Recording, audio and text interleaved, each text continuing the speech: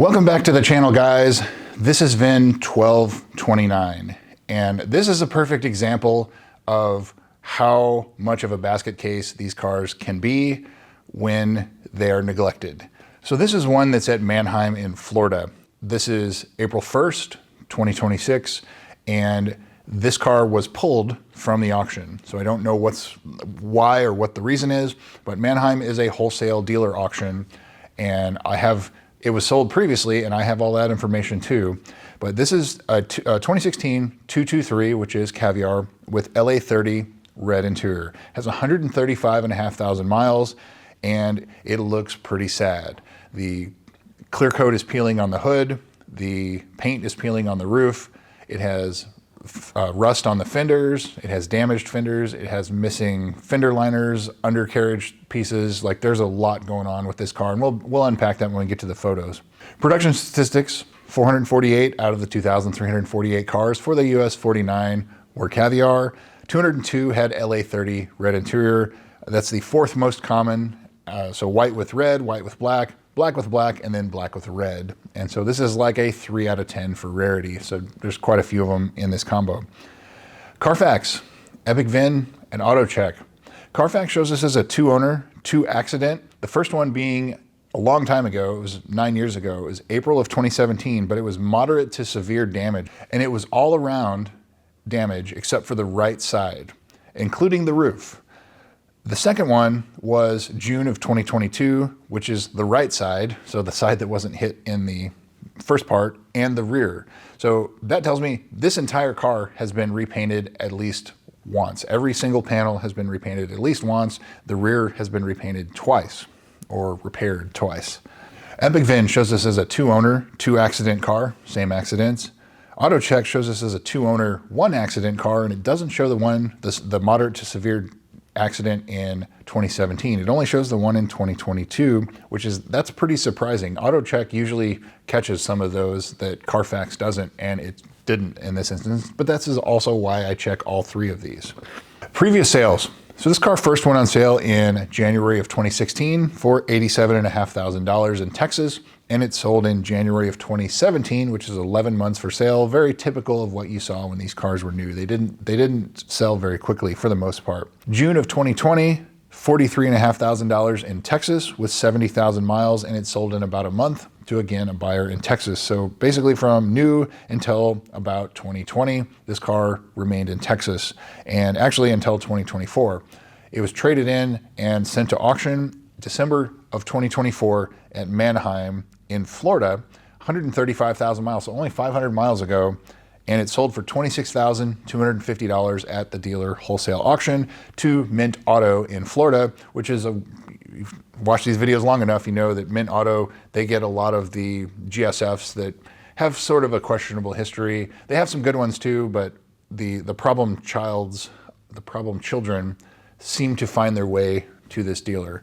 And they have had good ones that go through, but then later that month, Mint Auto listed it for sale using the Mannheim photos. So they didn't take their own photos, $37,000. So trying to make a quick $10,500 on it, but it looks like it didn't sell.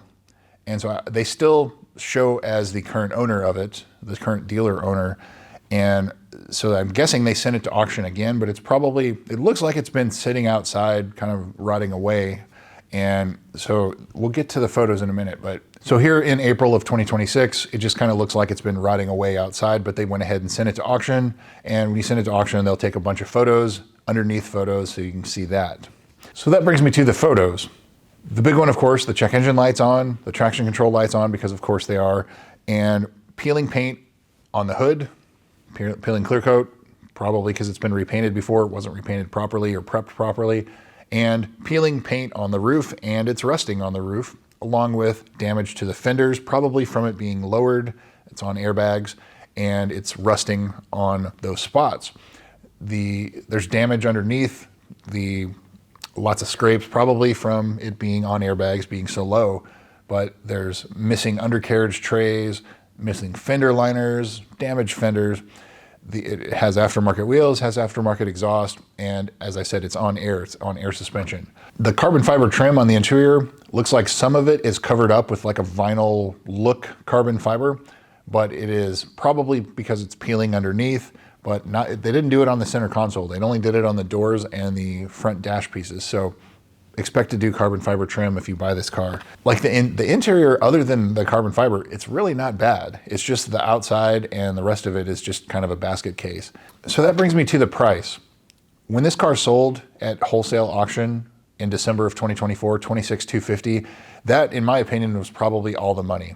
The damage that this car has, and of course the history it has, you know, the whole car's been repainted, and it's just, it's a driver. You would have to spend a fortune on it to make it nice or more presentable than it is, you know, refinish the hood, the roof, fix the fenders. I'd probably put it back on static coils, lowering springs or something, or factory suspension, whatever is your preference. That's my preference, is, you know, so I can get around the roads and not have to worry about destroying wheels and the rest of my car. Before we even get into the maintenance history, you're looking at probably $8,000 to $10,000 you're gonna have to spend on this car to bring it up to snuff cosmetically. As I said, the interior is not bad other than carbon fiber, so you can, you know, pull those out, send them to SMA Fabrication in Florida, he can redo them, and your interior is sorted. I think that $26,250 was all the money. And at the end of the day, this car has 135,500 miles, and it's rough. It has a significant damage history. $30,000 retail would be the absolute max I would probably consider paying for this car. But let's go ahead and jump into the service history, see what we find. First entry of note is June of 2018. The JLB recall was done, so high pressure fuel pumps. Most of these cars have that done. February of 2019, they had some squeaking over the bumps that was noted. They thought it was the front or rear suspension, and it turned out to be the hood that was misaligned, likely from when it was done in the accident in 2017. Another issue in February of 2019, it was leaking water into the car by the A-pillars, and they found that it had a recently replaced windshield and it wasn't properly sealed at the top. So that was allowing water to get in. They recommended a windshield replacement, and it was not done there. July of 2022 at 102,000, front brakes, new windshield, so it resolves that issue with the water, and they recalibrated everything related to the windshield, so good to see that. June of 2024, which is the last service, dealer service at 129,500 miles, just an oil change. And there's nothing else on Carfax, anything like that. So what is not done? Basically everything. 60,000 mile service isn't done. 120,000 mile service, drive belt, coolant, TVD service, transmission service. The valley plate, of course, low pressure fuel pump has not been reprogrammed on this car. The ZLZ, November 30th of 2016, so you have until November 30th of 2026, and you'd get the dash replaced. The usual things, front lower control arm bushings, but this car's lowered, so it better have adjustable suspension components, otherwise you are gonna be wearing out tires left and right. Just everything. This car needs pretty much everything done. It had front brakes done at 102,000 miles. Brakes usually last 20 or 30,000 miles. It probably needs brakes again. So it needs everything. This is one of those cars that it has a severe damage history. It's cosmetically damaged. It's lacking in maintenance. It's definitely, you can tell it's been neglected. And so it would need a whole lot of money to be brought up to snuff or to just bring the maintenance up.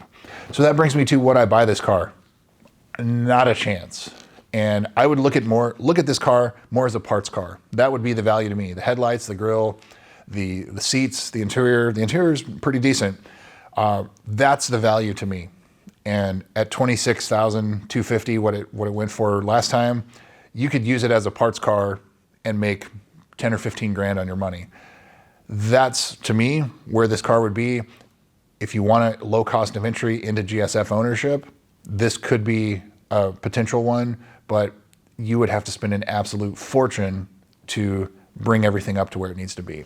So you're gonna probably see this one for sale in the coming weeks, and we'll see how much reconditioning is done by whatever dealer ends up buying it.